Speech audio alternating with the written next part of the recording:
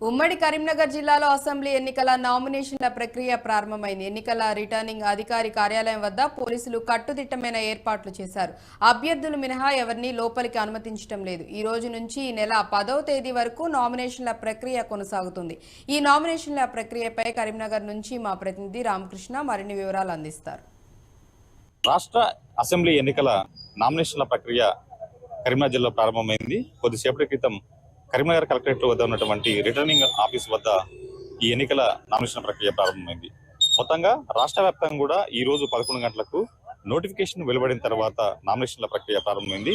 ఉమ్మడి కరీంనగర్ జిల్లా వ్యాప్తంగా కూడా 11 గంటల తర్వాత నామినేషన్ల ప్రక్రియ ప్రారంభం కావడంతో పలు జిల్లాల్లో కూడా నామినేషన్లు వేస్తున్నారు. ఉమ్మడి కరీంనగర్ జిల్లాలో కరీంనగర్తో పాటుగా జగిత్యాల, పెద్దపల్లి జిల్లాలతో పాటుగా రాజన్న సిరిసిల్ల జిల్లాలో కూడా ఇప్పటికే నామినేషన్లు వేస్తున్నట్టుగా తెలుస్తుంది. ఇక కరీంనగర్ జిల్లాలో రిటర్నింగ్ ఆఫీస్ కార్యాలయం వద్ద పోలీసులు కూడా భారీ బందోబస్తు ఏర్పాటు చేయడం జరిగింది. ఇక్కడ 3 అంచెల భద్రతా ఏర్పాట్లను కూడా ఏర్పాటు జరిగింది. ఇక నామినేషన్ల ప్రక్రియ ఈ రోజు నుంచి ఈ నెల 10వ తేదీ వరకు జరుగుతుంది. మొత్తంగా 13వ తారీఖు నాడు నామినేషన్ల విత్డ్రాకు అవకాశం ఉంటుంది. ఆ తర్వాత 15 నాడు వాటిని స్క్రూటినీ చేసిన తర్వాత ఆ రోజు నామినేషన్ల ఉపసంహరణ కూడా జరుగుతుంది. ఆ తర్వాత ఏవైతే నామినేషన్లకు సంబంధించి కూడా ఆ రోజు పూర్తిగా అఫిడవిట్లు కావచ్చు, నామినేషన్ల ప్రక్రియలో ఏవైనా అసంపూర్తిగా ఉన్నట్లయితే ఆ రోజు రిటర్నింగ్ ఆఫీస్ వాటిని తిరస్కరించే అవకాశం కూడా ఉంటుంది. సో ఈసారి ఏదైతే ఎన్నికలకు సంబంధించి కూడా ఎన్నికల అధికారులు చాలా ఏదైతే నిబంధనలు కావచ్చు, లేకపోతే నియమాలు కావచ్చు, చాలా కఠినంగా ఉంచినటువంటి నేపథ్యంలో ఎన్నికల సంబంధించినటువంటి నామినేషన్ల విషయంలో అభ్యర్థులు చాలా జాగ్రత్త తీసుకోవాల్సినటువంటి అవసరం ఏర్పడింది. ఇక ఇటు ఎన్నికల సంఘం కూడా ఈ ఎన్నికల్ని చాలా సీరియస్ గా, అదేవిధంగా స్ట్రిక్ట్ గా చేస్తున్నటువంటి నేపథ్యంలో ఇటు జిల్లా అధికార యంత్రాంగం, అదేవిధంగా పోలీసులు కూడా దాని తగ్గట్లుగా చర్యలు తీసుకున్నట్టు తెలుస్తోంది. మరోవైపు పోలీసులు ఉమ్మడి కరీంనగర్ జిల్లా వ్యాప్తంగా కూడా పోలీసులకు సంబంధించినటువంటి చెక్ పోస్టులను కూడా పెంచడం జరిగింది. మరింత నిఘా పెంచడం జరిగింది. ఆ తర్వాత ఏదైతే అక్రమంగా తరలిస్తున్నటువంటి డబ్బు మధ్యలో కూడా స్వాధీనపరుచుకున్నటువంటి కేసులు పెరుగుతున్నాయి.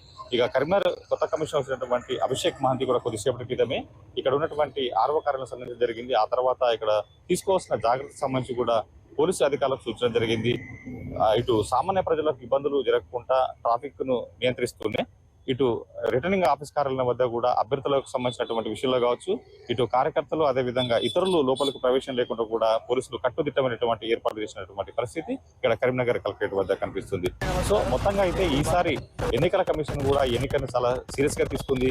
ఎట్టి పరిస్థితుల్లోనూ ఎలాంటి అవకతవకలు, అదేవిధంగా తప్పిదాలు జరగకుండా నిష్పక్షపాతంగా ఎన్నికలు జరిపేందుకు కూడా ఎన్నికల సంఘం చర్యలు తీసుకుంటుంది. దానికి అనుగుణంగా ఇటు జిల్లాలో కూడా చాలా జిల్లాల్లో కూడా ఎన్నికల కమిషన్ ఎస్పీలను కావచ్చు, కమిషన్లు కావచ్చు, జిల్లా కలెక్టర్లను కూడా మార్చినటువంటి పరిస్థితుల నేపథ్యంలో ఇటు కొత్తగా వచ్చినటువంటి అధికారులు కూడా అందుకు అనుగుణంగానే ఈ ఎన్నికలకు సంబంధించి చూసినటువంటి నియమ నిబంధనలను కఠినతరంగా అమలు చేసేందుకు కూడా చర్యలు తీసుకుంటారు.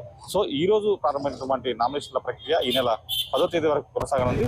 సో ఈ నెల 6 అదేవిధంగా 9న ఎక్కువ నామినేషన్లు దాఖలయ్యే అవకాశం ఉంది. ఎందుకంటే ఆ రోజు మంచి ముహూర్తం ఉండడంతో కూడా ఇటు ఉమ్మడి కరీంనగర్ జిల్లాలో కూడా మెజార్టీ నేతలు కూడా ఆ రోజు నామినేషన్లు వేసేందుకు సిద్ధమవుతుందో తెలుస్తుంది. సో మిగతా రోజుల్లో తక్కువగా ఉండే అవకాశం ఉంది. సో మరోవైపు 7వ తేదీన కూడా ఈ నామినేషన్ల ప్రక్రియకు బ్రేక్ పడనుంది. ఆ రోజు సెలవు కావడంతో ఆ రోజు మినహా మిగతా రోజుల్లో కూడా ఈ నామినేషన్ల ప్రక్రియ కొనసాగుంది. సో ఇది మొత్తంగా నామినేషన్ల ప్రక్రియకు సంబంధించినటువంటి కరీంనగర్ జిల్లాలో ఉన్నటువంటి తాజా పరిస్థితి.